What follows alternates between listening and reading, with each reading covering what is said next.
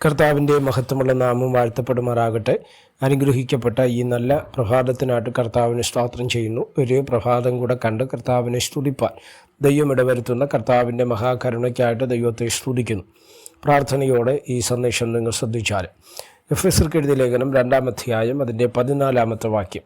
അവൻ നമ്മുടെ സമാധാനം, അവൻ ഇരുപക്ഷത്തെയും ഒന്നാക്കി ചട്ടങ്ങളും കൽപ്പനകളുമായ ന്യായപ്രമാണം എന്ന ശത്രുത്വം തൻ്റെ ജഡത്താൽ നീക്കി വേർപാടിൻ്റെ നടുച്ചുവർ ഇടിച്ചു കളഞ്ഞു. സമാധാനമുണ്ടാക്കിക്കൊണ്ട് ഇരുപക്ഷത്തെയും തന്നിൽ ഒരേ പുതുമനുഷ്യനാക്കി സൃഷ്ടിക്കുവാനും ക്രൂശിന്മേൽ വെച്ച് ശത്രുത്വം ഇല്ലാതാക്കി അതിന്മേൽ ഇരുപക്ഷത്തെയും ഏക ശരീരത്തിൽ ദൈവത്തോട് നിരപ്പിക്കുവാനും തന്നെ. ഈ വാക്യങ്ങൾക്കകത്ത് ഏറ്റവും ശ്രദ്ധേയമായി കാണുന്ന ഒരു ചിന്തയാണ് പൗലോസ് അപ്പോസ്തലൻ്റെ ആ പ്രയോഗം. എന്തുവാ? അവൻ നമ്മുടെ സമാധാനം, അല്ലേ? അടുത്ത് 15-ാം വാക്യത്തിലേക്ക് വന്ന് അവൻ സമാധാനം ഉണ്ടാക്കിക്കൊണ്ട്. അപ്പം ഇവിടെ എല്ലാം നമ്മൾ ഉദ്ധരിക്കുന്ന ഏറ്റവും പ്രധാനപ്പെട്ട ഒരു കാര്യമാണ് യേശുക്രിസ്തുവിനാൽ ലോകത്തിന് ലഭ്യമായ, ഇല്ലെങ്കിൽ ദൈവസഭയ്ക്ക്, ഇല്ലെങ്കിൽ യേശുക്രിസ്തുവിനെ അനുഗമിക്കുന്ന ഓരോ വ്യക്തികൾക്കും ലഭ്യമായ സമാധാനത്തെ നമുക്കവിടെ കാണുവാൻ തക്കവണ്ണം കഴിയും. എന്തുവാ ഈ സമാധാനം? അവൻ നമ്മുടെ സമാധാനം എന്ന് പറയുന്നതിൻ്റെ കാര്യം എന്താണ്? അപ്പം നമ്മുടെ ജീവിതത്തോട് ബന്ധപ്പെട്ട് നമ്മൾ മനസ്സിലാക്കേണ്ടത് യേശു ക്രിസ്തു നമ്മുടെ സമാധാനമാണ്.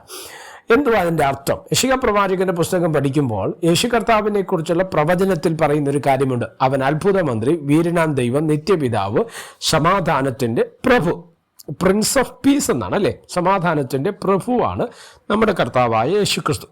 യോഹന്നാൻ സുവിശേഷം 14-ാം അധ്യായത്തിൻ്റെ 27-ാമത്തെ വാക്യത്തിൽ യേശു തന്നെ പറഞ്ഞു, ഞാൻ നിങ്ങൾക്ക് സമാധാനം തന്നേച്ചു പോകുന്നു, അത് ലോകം തരുന്ന സമാധാനം അല്ല. ഇവിടെ എല്ലാം പറയുന്നൊരു വാക്കുണ്ട്. യേശു നമ്മുടെ ജീവിതത്തിൽ കൈമാറിയത് സമാധാനമാണ്. എന്തുവാണ് സമാധാനം എന്ന വാക്കുകൊണ്ട് നമ്മൾ അർത്ഥമാക്കേണ്ടത്? സമാധാനം എന്ന വാക്കുകൊണ്ട് അർത്ഥമാക്കേണ്ടത് ആരോഗ്യമോ സമൃദ്ധിയോ സമ്പൂർണതയോ ഒക്കെയാണ് അതിനകത്തുള്ള ഏറ്റവും പ്രധാനപ്പെട്ട ഒരു കാര്യം. സുരക്ഷിതത്വം അതിനകത്തുണ്ട്, പൂർണ്ണത അതിനകത്തുണ്ട്, സ്തോത്രം.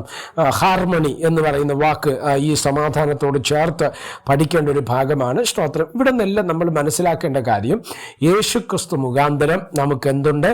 സമാധാനമുണ്ട്. നമ്മുടെ ജീവിതം പലപ്പോഴും പ്രക്ഷുബ്ധമാണ്, അല്ലേ?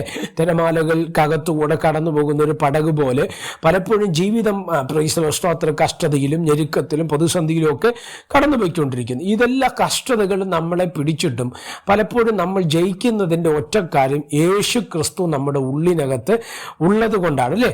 അതാണ് നമ്മുടെ സമാധാനമായിട്ട് വരുന്നത്. എന്തെല്ലാം ക്ലേശങ്ങൾ വരട്ടെ, എന്തെല്ലാം പ്രതിസന്ധികൾ വരട്ടെ, എന്തെല്ലാം പ്രതികൂലങ്ങൾ കടന്നു വന്നാലും നമ്മളെ അത് യേശുത്വത്തിന് കാരണം യേശു ക്രിസ്തു നമ്മുടെ സമാധാനമാണ്.